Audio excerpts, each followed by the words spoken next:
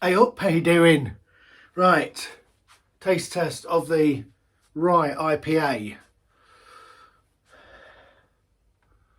See my face through it? Can't, can you? There you go. I thought I'd better get on with this because I'm a few pints in and I didn't want it to disappear before I've done it. So, nice white head, tight bubbles, hazy. It's a great colour though, isn't it? I love that colour. So the hops, I dry hopped with, what was it, 40 grams of mosaic and 40 grams of citra, but I chucked them in 2 days into fermentation. So I don't know whether I got a bit of biotransformation or whether it's rye. I think it's just rye malt that just doesn't, I only cold crashed it for 2 days as well because I've run out of time.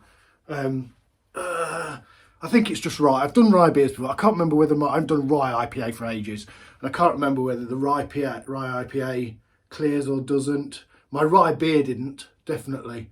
That was as hazy as that. I mean, it doesn't bother me. It's fine. You know that. You know I don't mind hazy. So,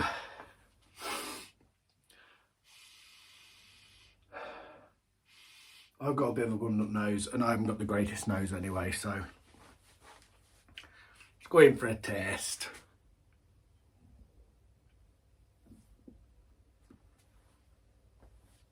You can't even see the carbonation, can you? You see the bubbles at the top if I get in close? Hey look, I'll try and hold it still. Don't know if you can. Fluffy, it's quite fluffy that head, look. It wasn't hanging about. It seems to be getting better.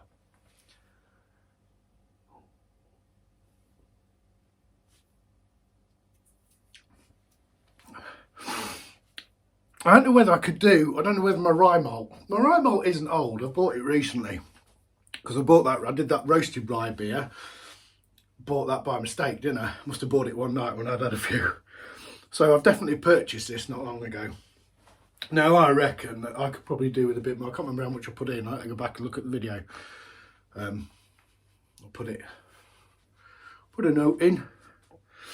And I don't know if I could do with a bit more. Now you can taste the rye, the classic, a bit spicy, a bit peppery. It's definitely there.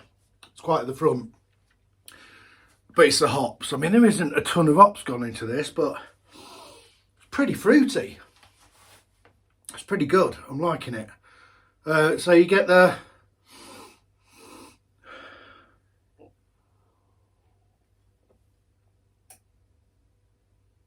this classic citra mosaic in it. They go so well together. The blueberry, I mean, that's amazing. That's a superfood apparently, blueberry, so perfect. The stone fruits, the grapefruit, the lime from the citra.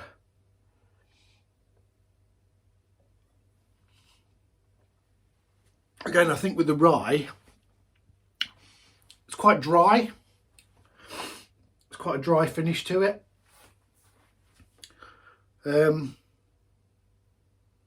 mean, the proof's in the drinking, because I'm over halfway through the keg, I think. I'm really enjoying it. It's definitely carbonated. Nice bit of lacing. Yeah, very nice. Now, what I've been up to, this is going to be a quick one really. I'm halfway through a grain to glass, and I edited the start of it up the other day and I was like, I can hear a buzzing. I've got a mosquito in the place while I was videoing, sat on the camera. I've been doing some, I didn't know whether it was my firm fridge or the mic was picking up from that fridge. I've got a strip light in here. They can interfere a bit, can't they?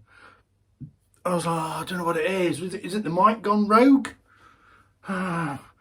So I've been walking round with it held up and dropping it round near everything. Now, right, we seem to have a buzzing. Is it that? Is it that?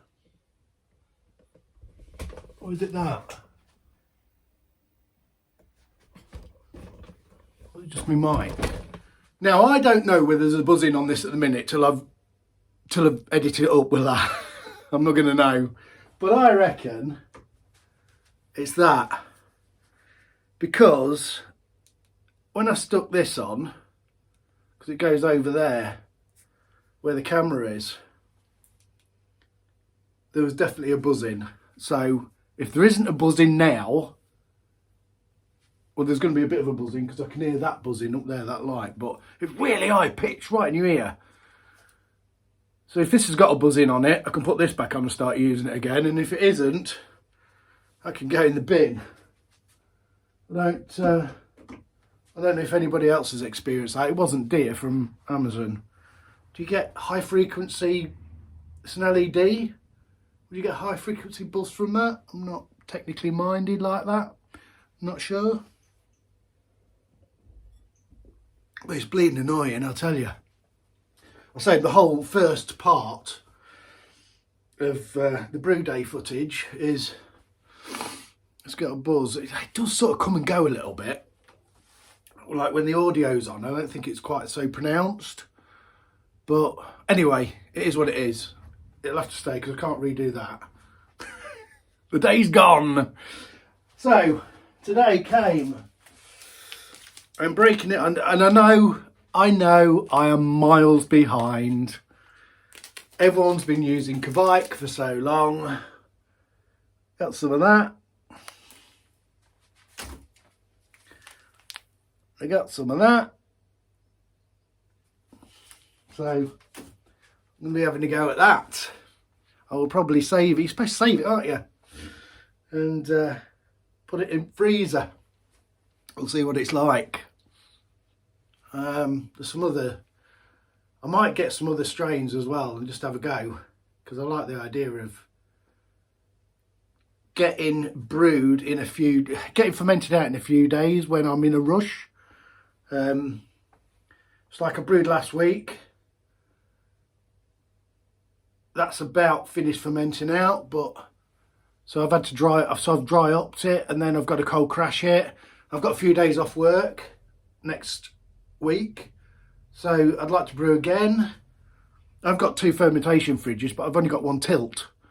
But that's been stable for a day. That's been stable for 2 days now. So if it's the same tomorrow, I can take the tilt out, and then it can be in my next brew, won't it? So I need to get on top of it. I've got 2 empty kegs.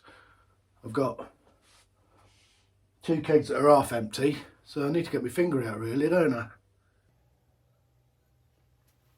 I haven't brewed a rye IPA for ages, and it's just a little bit different. It's just got that, I say, that spicy peppery. It's just a different sort of note to it, and it's a nice little change. It's a nice change. Anyway, thank you all my new subscribers. We're climbing.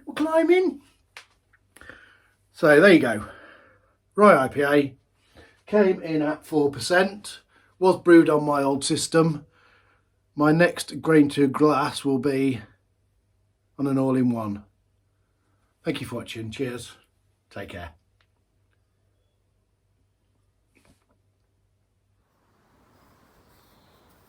Like, subscribe and hit the bell.